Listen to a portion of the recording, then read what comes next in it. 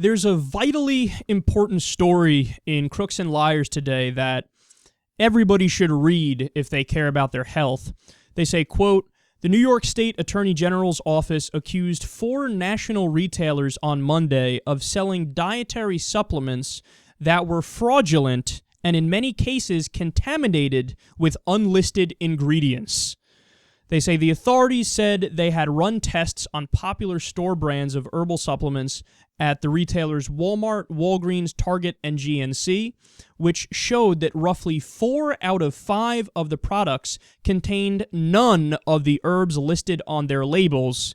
In many cases, the authorities said the supplements contained little more than cheap fillers like rice and houseplants, or substances that could be hazardous to people with food allergies. Now, it's important to bring up that this isn't the first time we heard similar news to this. The New York Times, for example, reported in 2013 that Canadian researchers tested 44 supplements, and they found the exact same thing, that a lot of these don't even have the things that it says on the label. And also on top of that, for the record here, oftentimes the thing on the label that's supposed to help with X, sometimes there's no studies to say it actually does help with X. So this is a 2-layer scam here.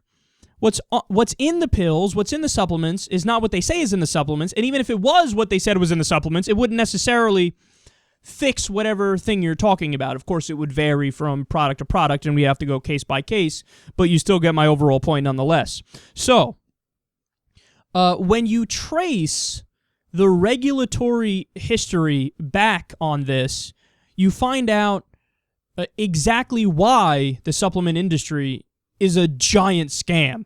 Now, again, you might think that's an overstatement that I'm saying that, but the devil's in the details, man. Again, 4 out of 5 at the big chain stores. I mean, GNC, that's a place a lot of people go. Walgreens, Target, 4 out of 5. They're not selling what they say they're selling. Now, here's why. Quote, in 1994, Senator Orrin Hatch and Harkin pushed the Dietary Supplement Health and Education Act through Congress. The law allowed supplement manufacturers to test their products on a voluntary basis before selling them and blocked the FDA from regulating them. Thanks to the senator's efforts, the U.S. population became guinea pigs. Hatch's industry ties encompass former aides and family members, including his son, a supplement lobbyist in Washington. The pharmaceutical and health products industry ranks as Hatch's second biggest financial supporter. Boom, there you have it. It all comes back to the issue of money in politics. Because of the issue of money in politics and the open corruption that we have, in 1994, Congress passed a bill that said the FDA does not regulate supplements anymore because we say so. So the supplement industry is now the wild, wild west of healthcare, and they sell you shit where 4 out of 5 times they're not selling you the shit that they say they're supposed to be selling you. It's not in the pill. The thing that they say is in the pill.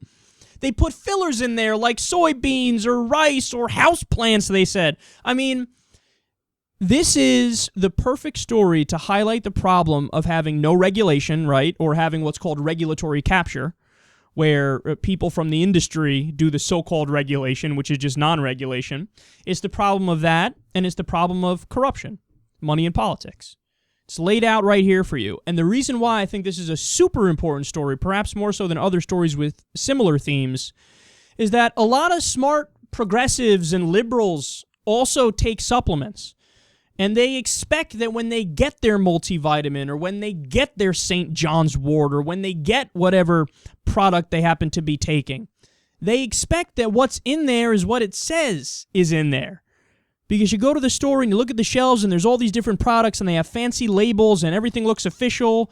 People wearing uniforms, you know, if you go to Vitamin Shop or wherever, and everything looks like it's perfectly legitimate. It turns out it's a giant scam. Now, in conclusion, I'll just say this real fast. That doesn't mean that literally every product sold in these places is a scam. I mean, we've covered on the show before, there's plenty of studies that show fish oil has many benefits. Creatine, it has great benefits. Obviously, people who work out and have used it know that. but also in older people it helps with cognitive function as well.